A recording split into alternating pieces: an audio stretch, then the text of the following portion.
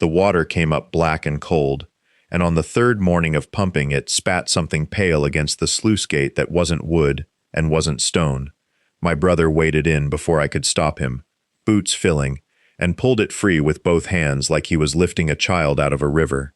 It was a boot, the leather gone soft as cloth, and inside it, still laced, the small bones of a foot. He didn't say anything. He set it on the bank the way you'd set down something in church, and we stood there in the thin September light, both of us breathing harder than the work called for, while the pump behind us kept ticking and sucking and pushing the black water out through the flume in long ropes that steamed in the cold. That was the 9th of September, 1879, 4,000 feet up a fold of the Mosquito Range. Nobody but us and a handful of Leadville men had any reason to climb, and it would be another 11 days before we understood exactly whose foot that was, and what he'd been trying to say with a lard tin and a false wall, 40 years before either of us had been born. But I ought to go back further than that, because a man doesn't find a bone in a flooded shaft without first explaining what fool notion put him there in the first place.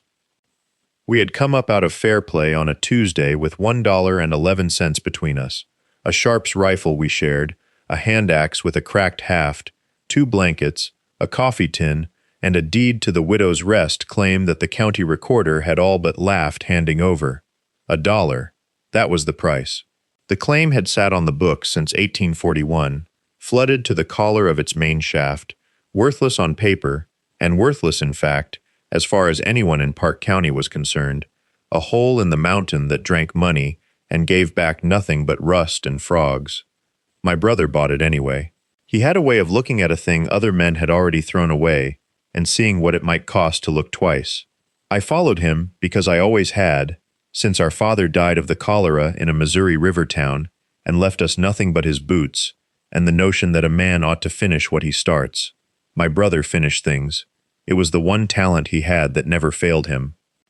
So we pitched our lean-to against the old assay shack, patched the flume with green pine, and built a pump out of a salvaged bellows and 40 feet of stovepipe, and for 11 days we bailed that mountain's cold water out one drift at a time, not knowing that somewhere below the waterline, in the dark, a dead man had been waiting a very long time for somebody patient enough to come looking. The company that had worked it first called itself the Sanguinaria Consolidated Silver and Milling Company, a name too grand for what amounted to 2 men and a Cornish contractor back in the days when fair play was still spelled 2 words, and the county recorder kept his ledgers in a cigar box. My brother had gotten the deed from a man named Osric Teal, a claims broker in Alma, who wanted the back taxes paid more than he wanted the mountain, and the whole transaction, $1 silver, plus $11.40 in delinquent assessments, took less time than it took us to eat the meal that followed it. I remember the date because my brother wrote it on the inside cover of his tally book, the way he wrote down everything that cost us money. Tuesday, the 3rd of July, 1883, elevation 11,200 feet by the barometer we didn't own but the assay clerk did, and was kind enough to read for us.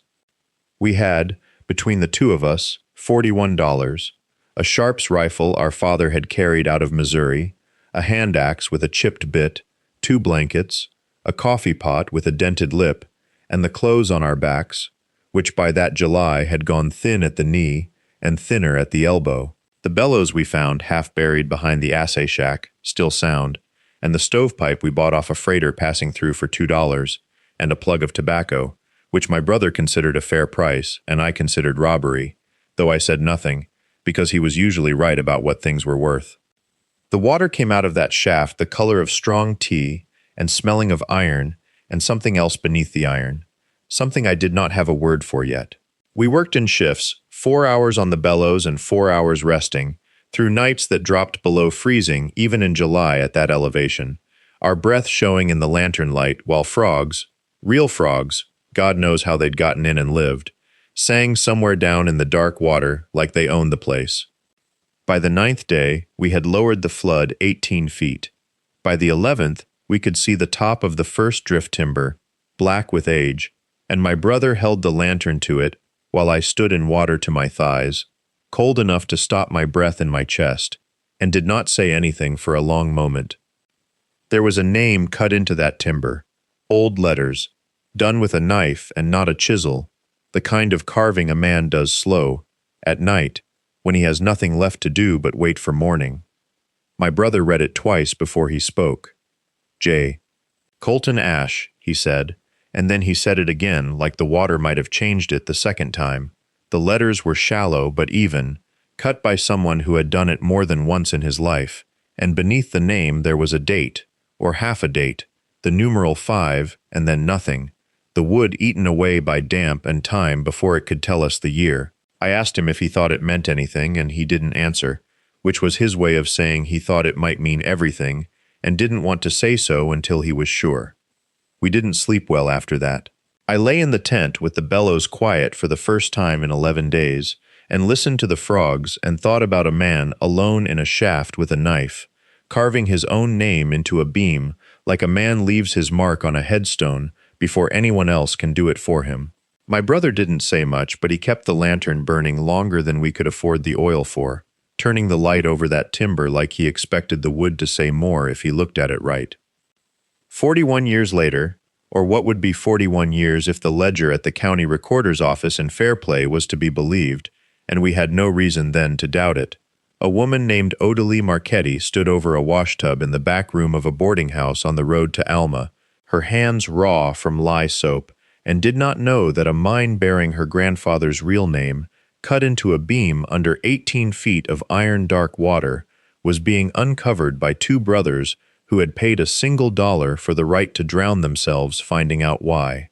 She had grown up being told her grandfather lost everything to bad luck and bad rock, that he'd walked off into the mountains one autumn and never come down, and that whatever claim he'd held had reverted to the company for unpaid taxes the following spring. Clean and legal, nothing more to it. She had no journal. She had no photograph even. She had a spoon with the initials JCA scratched into the handle, which her mother had given her before she died, and she kept it wrapped in a handkerchief in the bottom of a trunk, and she did not know why she kept it, except that it was the only thing that had come down to her from a man she had never met. We didn't know her name yet either, not then, standing in that cold water with the lantern throwing long shadows on a name none of us understood the weight of. But the mountain was already keeping its arithmetic, the way it always does, adding up what a man buries and what a man is owed, and waiting, the way it had waited 41 years already, for someone patient enough to come along and do the sum. The lantern light didn't reach where the shadows pooled the deepest, down where the drift narrowed, and the water still stood black and cold at our knees. My brother held the light steady while I ran my thumb along the timber again, feeling the letters cut deep and old, the wood around them gone soft and dark with rot everywhere, except in the grooves themselves, which someone had cut so carefully they'd outlasted 41 Colorado winters. JCA. 3 letters. No date beside them, no year, nothing to say who'd stood here with a chisel and made his mark before whatever happened to him happened. My brother said we ought to keep pumping before we started reading tea leaves in rotten wood, and he was right, the way he was usually right about work needing doing before wondering got its turn. So we went back up to the Cornish pump we'd rigged from parts bought off a busted claim on Bald Mountain for $11, and we worked the handle in shifts until our arms burned, watching the water drop an inch, then 2, over the better part of that Tuesday. By the 3rd week of September, the lower gallery had gone from 4 feet of standing water to 18 inches, and the timber with the initials stood clear enough that we could see it wasn't alone. There were others near it, fainter, half-eaten by damp, numbers maybe, or the ghost of numbers, too far gone to read by lantern light. My brother said a man doesn't carve his initials into a mine timber unless he means to come back and see them again, and I told him that was exactly the trouble, because by every account we'd heard in town, JCA never had come back to see anything. We didn't yet know that the woman with the spoon wrapped in a handkerchief was 40 miles east of us, taking in washing for 6 cents a shirt in a town called Alder Gulch, unaware that her grandfather's hand had shaped these very grooves. We didn't know her name. We only knew the initials, and the shape of a man who'd cut them, alone in a shaft 40 feet under Bald Mountain, thinking whoever came after him would know what they meant. That night we didn't pump. My brother said the water could wait until morning, and I didn't argue. because my hands had gone to blisters on blisters, and the lantern oil was down to a quarter can. We sat outside the adit mouth with the cold coming down off the ridge the way it does in late September in that country, sharp enough to smell like tin, and he turned the timber scrap we'd pried loose over in his hands, the one with JCA, burned into it deep, and under it, fainter, a line that might have said, "Paid in full," or might have said nothing at all, the wood too far gone with 40 years of damp to swear to either way. 40 years before that night, or near enough, a man had stood in that same gallery with a lamp that burned coal oil instead of kerosene, and he'd have smelled the same wet stone, felt the same chill coming up through his boots from water that was, then, still just a trickle and not yet a lake. The county recorder's book we'd later find would put the date at the second week of October, 1849, when the claim was first filed. 2 names on it, partners, the ink gone brown but the letters plain. JCA had put up the grub stake. The other man had put up the labor, or so the filing said, though my brother would come to doubt that particular arithmetic before we were through. What that man carved into the timber, he carved alone. No one carves a name for a partner to read by lamplight when the partner is standing 3 feet away. A man tells his partner things. He doesn't burn them into wood, where the damp will take them slow. A man carves like that for someone who isn't there yet, someone he expects to come down that shaft later and need to know he'd been there, and worked it, and meant it. We didn't know yet what he'd meant. We only had the timber, and the numbers we couldn't read, and 18 inches of standing water still between us and whatever gallery lay beyond the one we'd cleared. My brother put the scrap down between us like it was something that might still catch light if you weren't careful with it, and he said we'd pump again at first light, and go deeper, because a man doesn't carve a name like a man leaving a debt behind. He carves a name like a man leaving a message, and messages are for people who are supposed to find them. I didn't sleep much that night, listening to the water settle somewhere below us in the dark, patient as it had been for 40 years, in no hurry at all to give up what it was keeping. By first light, the fog sat low in the gulch, thick enough that the pines above the shaft mouth were only suggestions of themselves, and the cold had teeth in it, the kind of September cold that tells a man snow isn't far behind it, not this week maybe, but close enough to count the days. We ate cold biscuit and last night's coffee reheated on a fire that didn't want to catch, and my brother didn't say much beyond checking the pump leathers, working them soft with tallow the way our father had shown him on some creek in the Uintas, years before either of us had hair on our faces worth mentioning. The Cornish pump was a poor thing, second-hand off a busted claim near Alma for $6 the summer before, but it had outlasted better men's machinery, and it took to the cold, slow, and complaining, same as we did. We worked in shifts of 40 minutes, 1 man on the crank and 1 man bailing what the pump couldn't lift, and by 10 in the morning, we'd brought the water down another 1.5 feet, enough to see the gallery timber my brother had found the night before, standing half drowned, the carved name catching what light came down the shaft in thin gray ropes. Jedediah Hale. Below it, fainter, cut smaller like a man running out of patience with the chisel, 1849. And below that, a string of figures we still couldn't puzzle. Not numbers exactly, more like a private shorthand a man keeps when he doesn't trust paper, or doesn't trust who might read the paper. It was my brother who noticed the timber didn't sit true, not rotted, not shifted by frost heave the way the others had, set wrong on purpose, a half-inch proud of its neighbors, like it had been pulled and reset by hands that didn't much care whether it matched. He put his palm flat against it and didn't say anything for a while, and I knew that quiet in him, the one that meant he was deciding something before he let me in on it. We didn't have tools enough to pull it that morning. The water was still too high, the footing too poor, and neither of us fool enough to work a wet drift by lamplight with a beam half loose above our heads. So we marked it in the tally book we kept, the same one Father had used to keep count of flour and powder and days, and my brother wrote Hale Timber, loose, beneath the date, plain as that, no flourish, the way he wrote everything that mattered. We pumped through the noon hour and into the gray part of the afternoon, when the light goes flat and shadowless, and somewhere past 2, the water gave up another 8 inches, and the gallery floor came into view for the first time in 40 years, littered with rock and one boot sole gone stiff as horn, and beyond it, black and waiting, the mouth of a second drift nobody had told us was there. Neither of us moved toward it right away. There is a particular stillness that comes over two people who have just found something they did not expect, and it is not fear exactly, though it borders on it.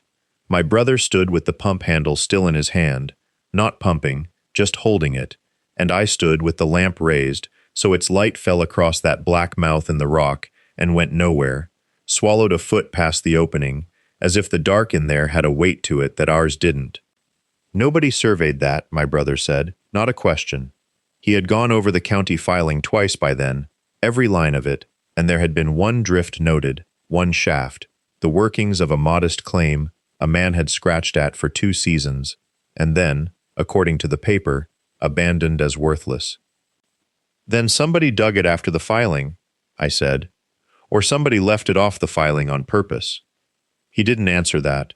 He set the pump handle down slow, the way you set down a thing you mean to pick back up, and he waded the last few feet to the gallery floor, boots sucking at the mud, and crouched by the boot sole gone stiff as horn. He turned it over with 2 fingers. There was no foot in it, no bone, nothing but the leather itself, curled at the toe, a nail or 2 still holding at the heel, and he set it down again, exactly where it had lain, careful, the way he was careful with all of it, as though the mine still belonged to whoever had left that boot behind, and we were only borrowing our way through his rooms. 40 years, I said, mostly to hear it out loud. More, he said. Boot like that's older than us both together. We didn't go into the second drift that afternoon. The light was already turning, and a man who walks unsurveyed rock in a hurry is a man who doesn't walk out of it, so we banked the fire in the stove up top and ate cold bacon and hardtack standing at the shaft mouth, watching the sky go the color of a bruise over the western ridge, and neither of us talked much, which was its own kind of talking between us. That night I took the tally book out and copied the tag off the loose timber into a separate page, the one my brother had started keeping for things he wasn't ready to explain yet. Hale, and beneath it, in his hand, a single line. 2 men filed 1 claim. I asked him where he'd gotten that. He said the recorder's clerk in town, 3 weeks back, when he'd gone in alone for the powder and the new rope, had let slip that the original filing carried 2 names before the ink was scraped and 1 entered fresh over the scraping, and that the clerk hadn't thought much of it until my brother asked him twice. Outside, the wind came up through the pass the way it did most nights that month, and somewhere below us the pump ticked on, patient, pulling the mine down toward whatever it was still hiding. The name sat on that page for 3 days before either of us spoke of it again, and in that time the water in the lower drift dropped another 2 feet, slow as a held breath, and we found the second timber, this one 12 feet in past the first, notched the same way, Hale scratched again but fainter, like whoever carved it had done it in a hurry or in the dark. My brother held the lantern close to the wood and didn't say anything for a long while, and I remember thinking that was the first time since we'd bought the claim that he looked like a man out of his depth rather than a man deciding something. 40 years is a long time to keep a lie standing, but a mountain doesn't care how long a man's been dead. It only cares whether the timber holds. We knew by then, mostly from what the pump was uncovering and what the clerk had let slip and what old Tobias Krantz down at the trading post remembered when my brother pressed him over a glass of something that wasn't quite whiskey, that the claim had gone up in the spring of 1849, filed by 2 men out of the same wagon train, both from somewhere near Franklin County, Missouri, and that by the fall of that same year, only 1 man's name sat clean on the county book. The other man, Hale, near as anybody could tell, though nobody in town remembered a first name, had gone quiet sometime around the first snow, and the story that survived him, the only story anybody bothered to keep, was that he'd drowned crossing the Arkansas trying to get back down to buy winter feed, and never made it. No body, no grave anybody could point to. Just a name scraped off a filing and a mine that flooded not long after and stayed flooded, officially worthless, for 4 decades, while somewhere else in that same range, under some other paper, silver kept coming up out of the ground, steady enough to build a man a house in Denver with glass windows. My brother didn't say he believed the flooding was deliberate. He didn't have to. He'd started keeping that second page in the tally book, the way a man keeps a wound, bandaged before he's sure how deep it goes, And every night after that he added a line, the clerk's words, Tobias's words, what the timber tags told us, building the thing up slow the same way we were pulling the water down, foot by foot, patient, neither of us saying out loud what we were building toward. The pump ticked on below us. Outside, the wind had shifted, coming now from the north instead of the pass, carrying the smell of snow that hadn't fallen yet, and my brother closed the tally book and looked at me across the fire, like he already knew we were going to find something behind that lower wall that no filing, no clerk, no 40 years of silence had managed to bury deep enough. We reached the lower drift on a Thursday, the 9th of October, with the water down to a black skin over the rock and the pump laboring like something with a bad heart. My brother went in first, the way he always did, his boot soles finding the old rail bed by feel before the lamp caught up to him. I came behind with the crowbar and the last of our candles, 4 inches of tallow between us and full dark. The timber wall was where the clerk's memory had put it, 22 feet past the last set, on the north side, braced heavier than any other section in that drift, 4 uprights instead of 2. My brother ran his hand along the grain of the wood, slow, the way he'd touch a horse he didn't trust yet. Somebody didn't want this falling, he said, or didn't want it opened. The rock behind it was dry. That was the first wrong thing.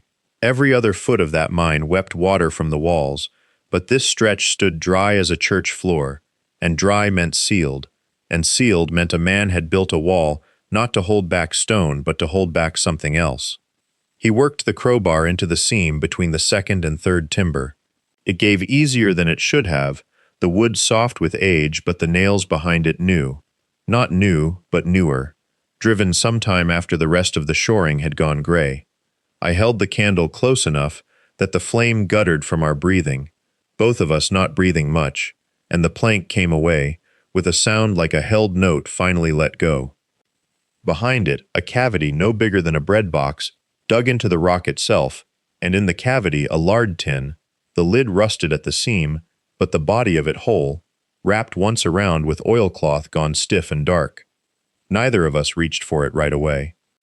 40 years, my brother said, not to me exactly, more to the tin, or to the dark past it, or to whoever had packed that oilcloth tight enough to keep the damp out for 4 decades in a mountain that flooded everything it touched. Then he reached in and lifted it out with both hands, careful the way you'd lift something that might still be alive, and set it on the flat rock between us.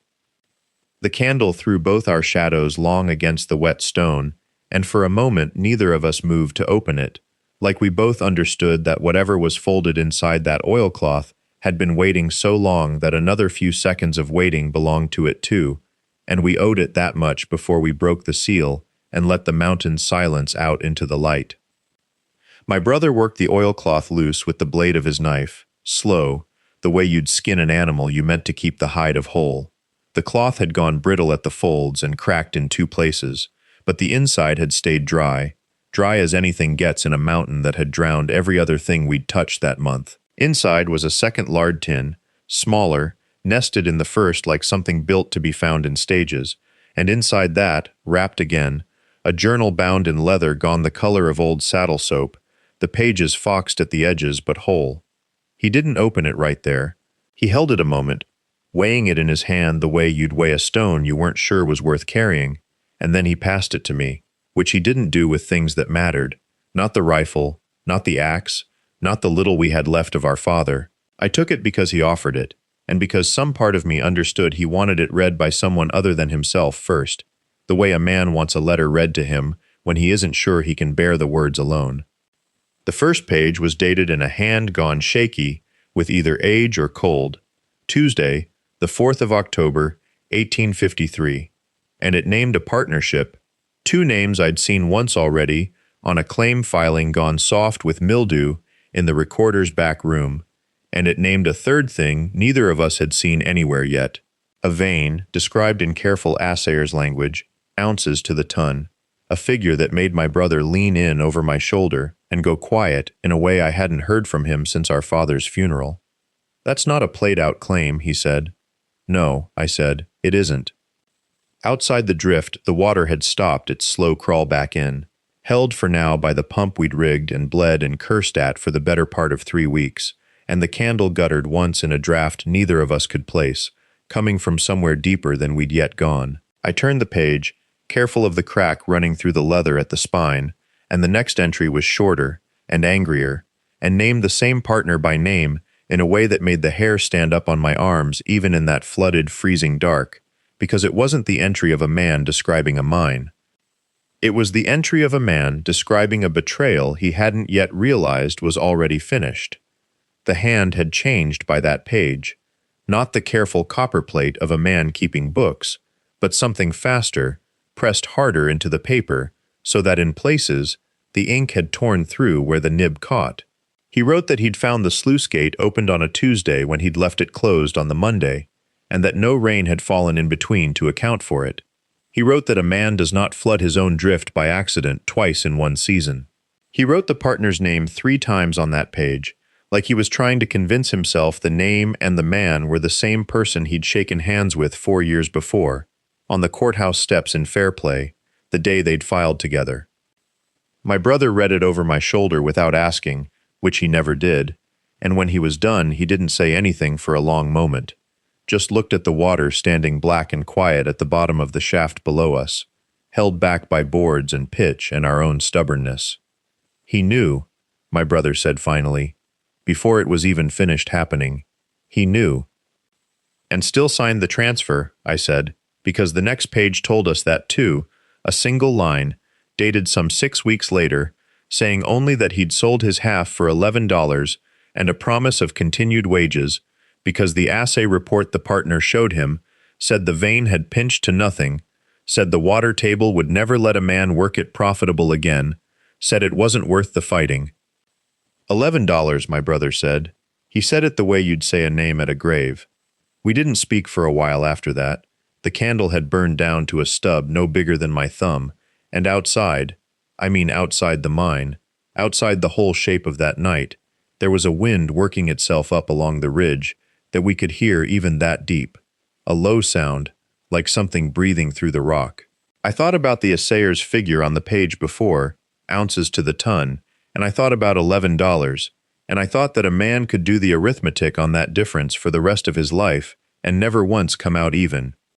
My brother took the journal from my hands, gentle as if it might come apart, though we both knew by then it was tougher than it looked, tougher than the tin that had kept it, tougher, maybe, than the man who'd written it had believed himself to be in that last entry. "There's more," he said, turning to where the pages thinned and the paper changed color, browner, older, torn along one edge like something had been added to it later, in a different season, by a different hand entirely.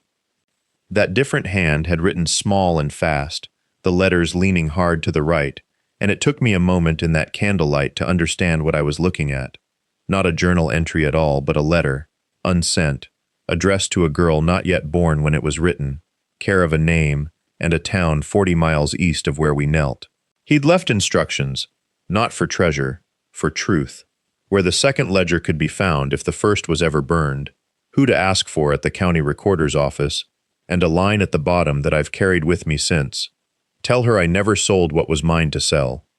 We rode down out of that country 3 days later, the mule loaded lighter than it had come up, the shaft behind us filling slow with groundwater the way it probably will keep filling for another 40 years.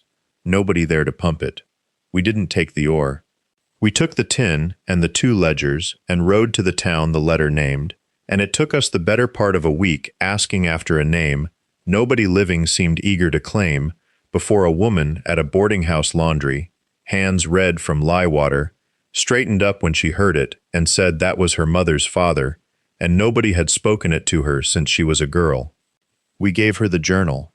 We gave her the letter. My brother rode into the county seat with the reissued deed folded inside his coat and came back 2 days later with her name on it, notarized, dated, done, and I watched something come loose in her face that I think had been held tight for longer than she'd lived. The mine itself wasn't much, middling ore, hard rock, water that would need fighting every season, but it was hers, plain in the record now, and that seemed to matter more to her than the silver ever could have. We didn't stay to see what she'd do with it. We had our dollar's worth of gamble back, paid in a currency neither of us had expected when we bought that claim off a man too tired to argue the price. We rode on, the way we always do, toward the next pass, the next cabin nobody came back down from, the next name scratched into a timber by a man who wanted, more than gold, to be remembered right. That's the whole of it. If you've got a brother or a sister or anybody you'd walk a hard trail with for nothing but their company, tell us about them below. And if you want to keep finding what the mountains left behind, stay with us. There's always another claim, another name, another door still latched from the inside.